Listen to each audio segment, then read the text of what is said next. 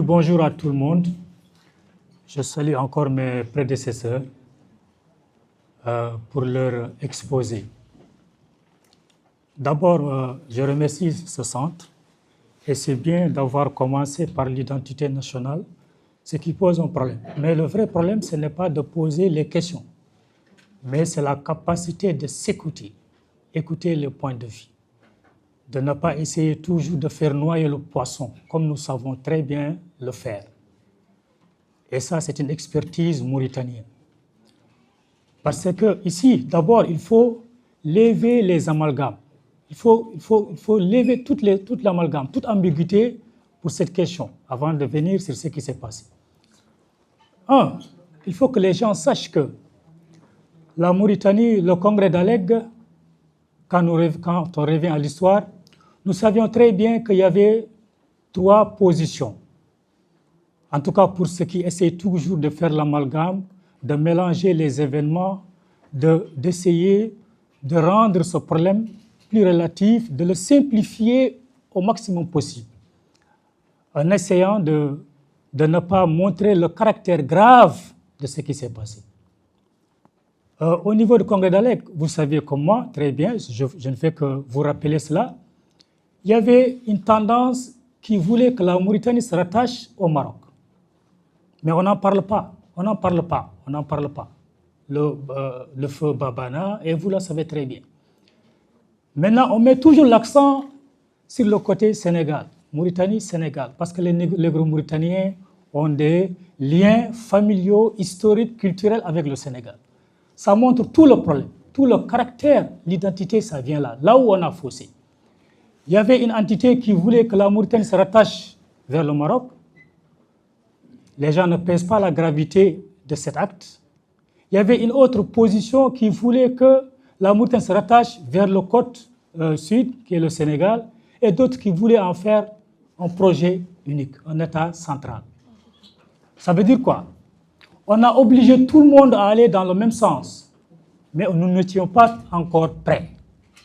Nous n'étions pas encore prêts, c'est ce qui a causé de ce qui se passe aujourd'hui. Parce que on a tendance à revenir toujours les flammes, les événements de 87. Je vais y revenir, ça c'est des amalgames. Les coups d'État ont toujours existé en Mauritanie. Je ne pense pas qu'il y ait un pays africain qui a commis plus de coups d'État qu'en Mauritanie. On n'en a jamais parlé de coup d'État que celui du tentative. On parle ici de tentative de coup d'État, pas encore coup d'État. Parce que l'honnêteté voudrait que, quand on est musulman, qu'on essaye de nommer les choses telles qu'ils sont. C'est une tentative de coup d'État. Il n'y avait pas encore de coup d'État. Et avant 87, il y avait bien des coups d'État.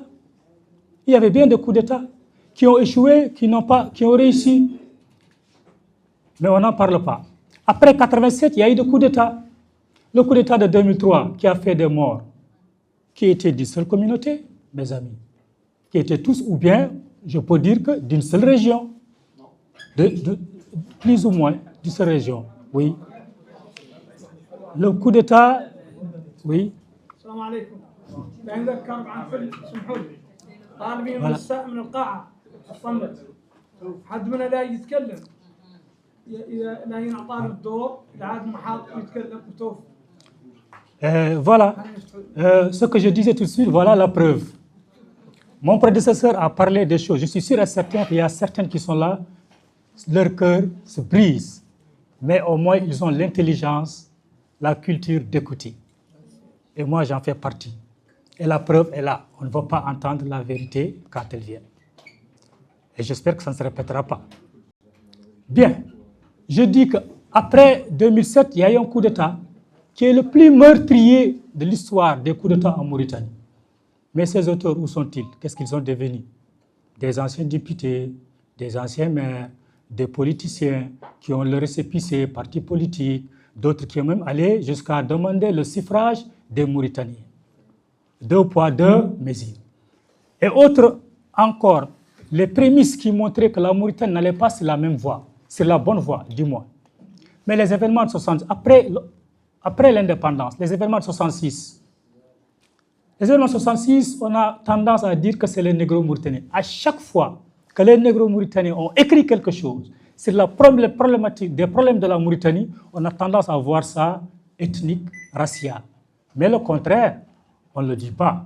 Quand on parle des bassistes qui ont à l'origine de tout le mal de ce pays, on les voit comme héros, comme c'est la Mauritanie de toute façon.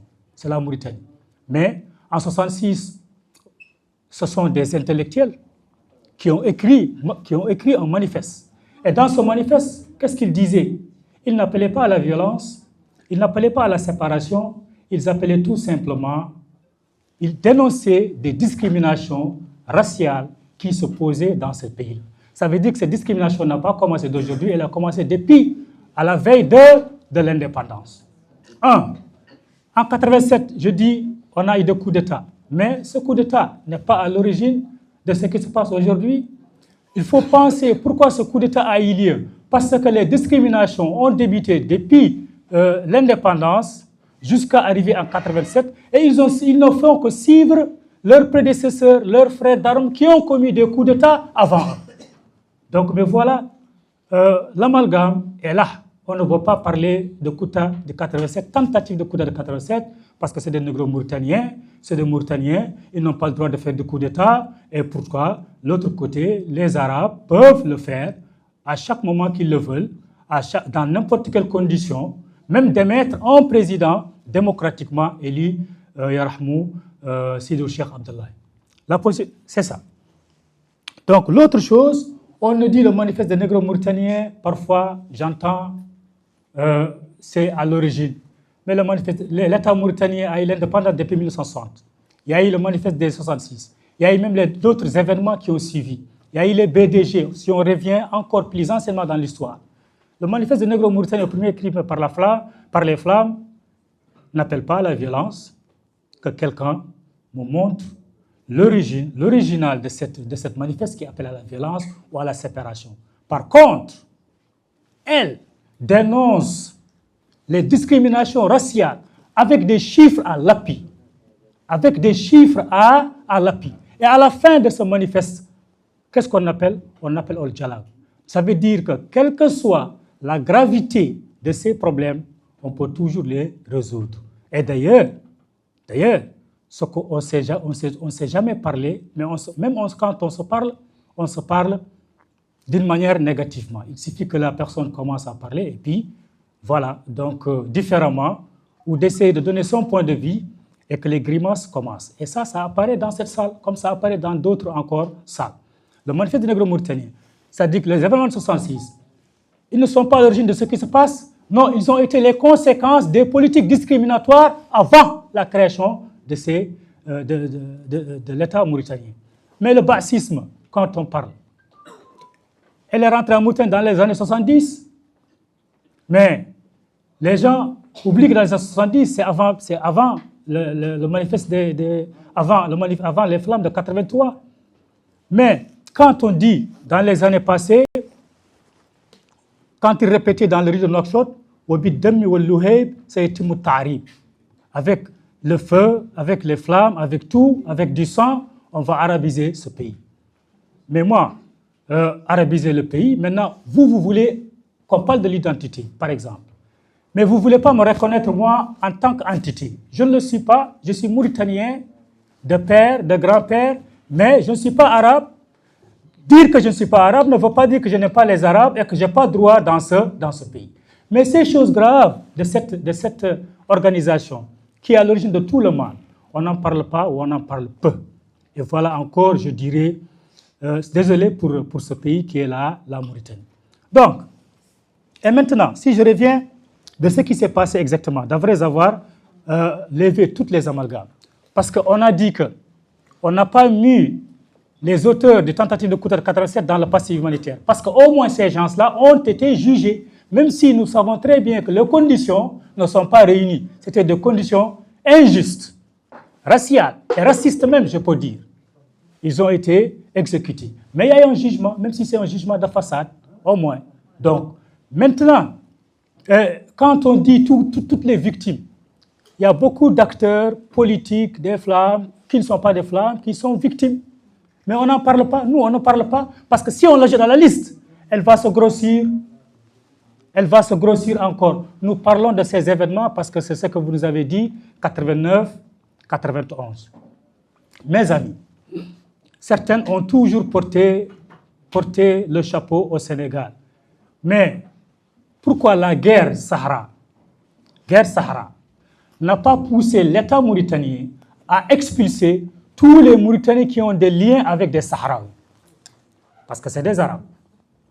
Pourquoi nos conflits politiques avec le Maroc, qui durent depuis très longtemps, n'a pas poussé à exporter, à déporter tous ceux qui ont des liens familiaux et qui existent avec le Maroc?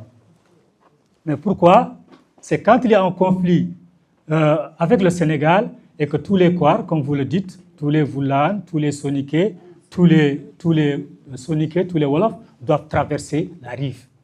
Mes amis, il y a le racisme dedans, qu'on le dit ou pas. Moi, je pense qu'il faudra commencer par là.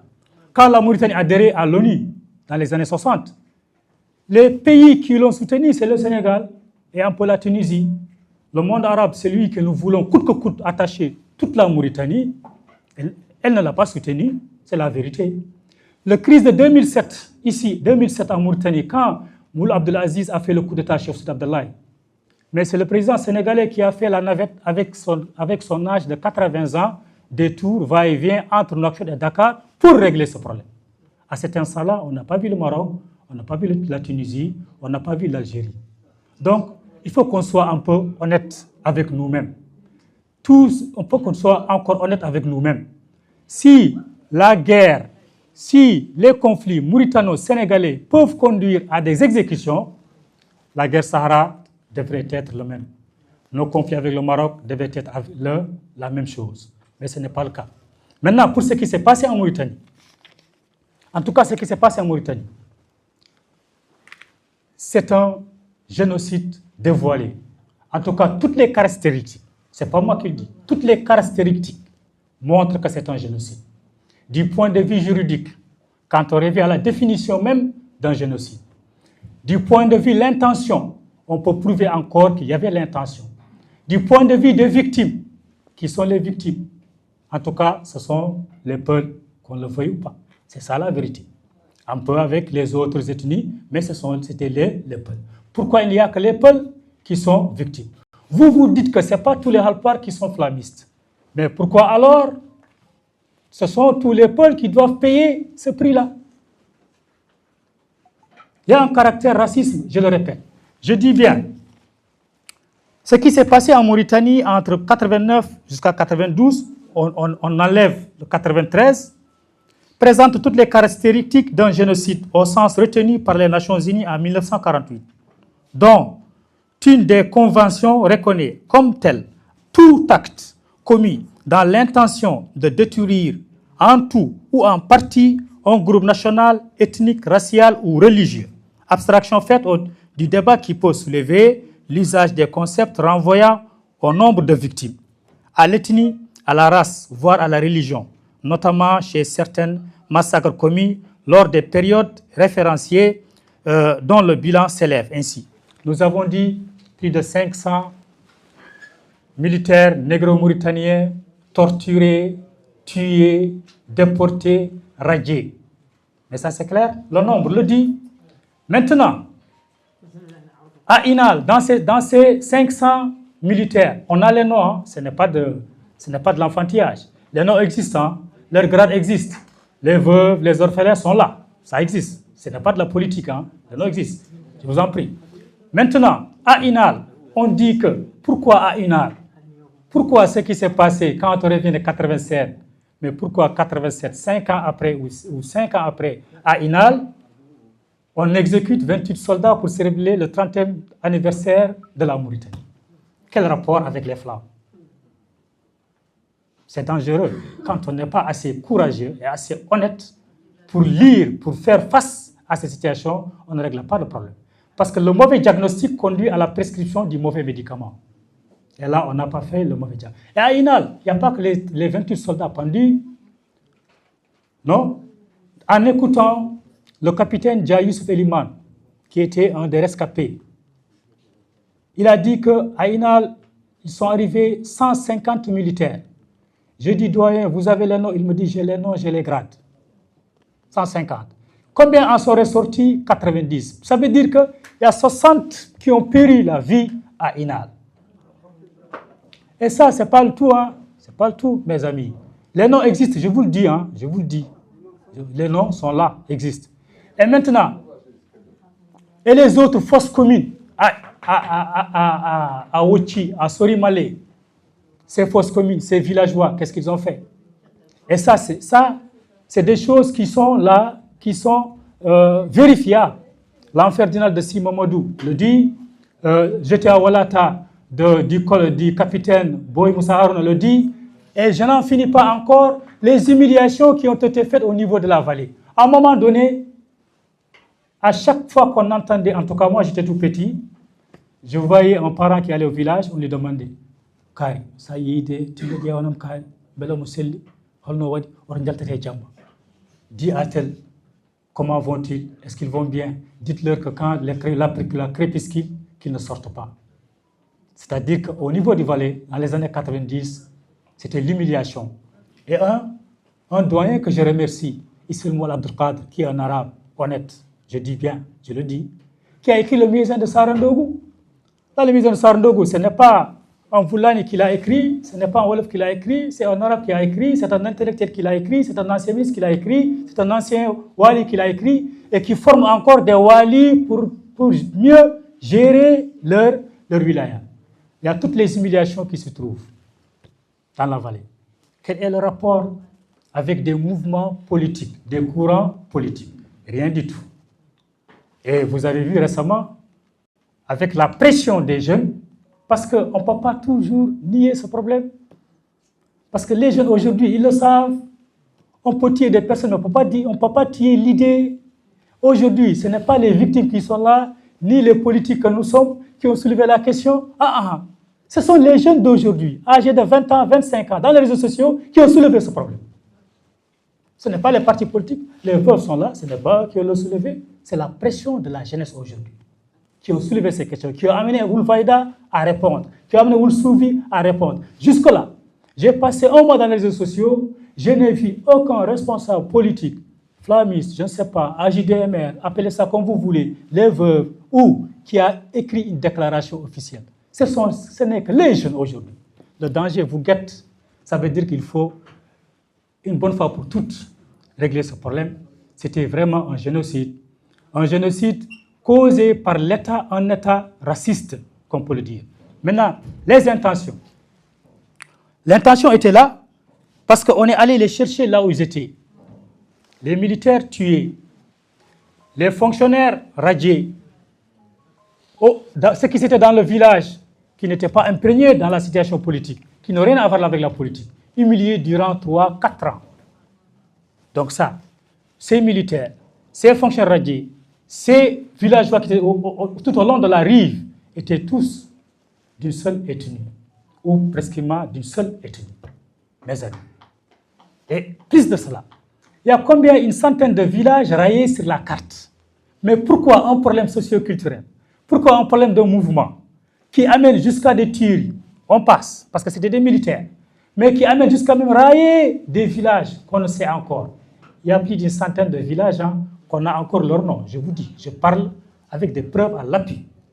Les noms des villages qui ont été raillés et ces populations déportées dont on a même détruit leurs pièces d'identité. Mais vous, quelqu'un qui fuit son pays, vous l'appelez à la frontière, détruisez votre pièce d'identité. Et à la fin, vous nous dites, quand ils reviennent, il faut prouver votre mauritanité pour être enrôlé. Alors que vous avez détruit leur pièce d'identité. Ces crimes, je dis que, et le nombre,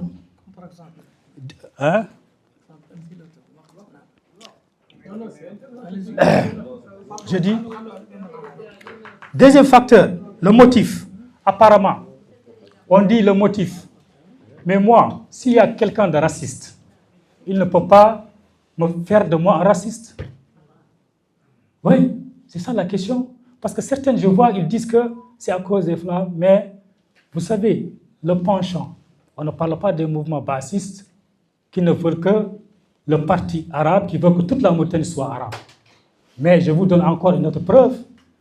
Quand il y a des mouvements Azawad, ici au Mali, le mouvement Azawad, MNLA, dans les années 2011-2010, ils avaient leur bureau politique ici en Mauritanie. Mais pourquoi un pays peut, je ne sais pas, accueillir des indépendantistes d'un pays frère dans leur propre pays? Et pourtant, leur base de réplique, c'était la Mauritanie. Et pourtant, les médias mauritaniens ont été ouverts. Moi, j'en ai rencontré à plusieurs reprises. J'ai connu 2 ou 3 leaders MNLA dans les émissions télévisées sur les plateaux. Je sors, ils rentrent, ou je rentre, ils sortent. Un d'eux, Aboubakar Ansari, que j'ai le contact jusqu'à maintenant. Pourtant, on est prêt à accueillir nos voisins, nos parents, ceux qui ont des liens avec nous du Mali pour détruire le Mali, et on ne peut pas tolérer que les déportés soient au Sénégal. Ça montre, je m'excuse, mais ça montre le caractère raciste de tout ce qui se passe. Et je vous dis que le nombre de victimes, les 500 officiers tués, le 28 novembre 1990, les radiés, les anciens qui sont radiés, parce que souvent, j'entends aussi, dans mon rapport, vous le lirez, qu'ils disent que, voilà, au niveau de l'indépendance, c'est le colonisateur, souvent ça revient dans les Mauritanie, c'est le colonisateur qui a divisé le pays, qui nous a donné tel. Mais nous, on a combattu le colonisateur, culturellement, militairement. Mais pourquoi nous acceptons ce qu'il nous lègue? C'est pas, on ne peut pas comprendre ça. Moi, je dis qu'il est mauvais, le colonisateur. Je l'ai combattu culturellement. Je l'ai combattu par les armes. Je l'ai saché dans mon pays. Il me lègue un système discriminatoire. Mais je continue sur cette lancée. Ça veut dire que ce qu'il m'a légué me plaît. Et la Mauritanie, jusque-là, n'est présidée que par les Arabes. En tout cas, nous, qu'un d'entre vous nous dit qui a été tué. Et maintenant, l'autre aspect qui se pose, il nous dit quoi? Qu'il y a des Mauritaniens tués au Sénégal. Mais c'est normal, s'il y a les Mauritaniens qui sont tués au Sénégal, il y a des Sénégalais qui sont tués aussi en Mauritanie. C'est un conflit sénégalo-mauritanien. Mais nous, Mauritaniens, qu'est-ce qu'on a fait pour être abattus? Qu'est-ce que nos parents ont fait pour être abattus? Qu'est-ce que nos parents du Valais ont fait pour être humiliés? Des violations même. Il y a eu des violations. Oui, il y a eu des violations. Le Valais ne pouvait pas sortir après 17 heures. Le maison de Sarendogou est la parfaite illustration de ce qui se passe. Mes amis, je pense qu'il faut qu'on revienne. Et le premier problème qui se pose encore, c'est d'appeler passif humanitaire. On est très fort, comme je le disais au début, on est très pointu de nommer les choses autres qu'elles le sont déjà. Oui, passif humanitaire. On a dit qu'on a pris sur d'autres aspects.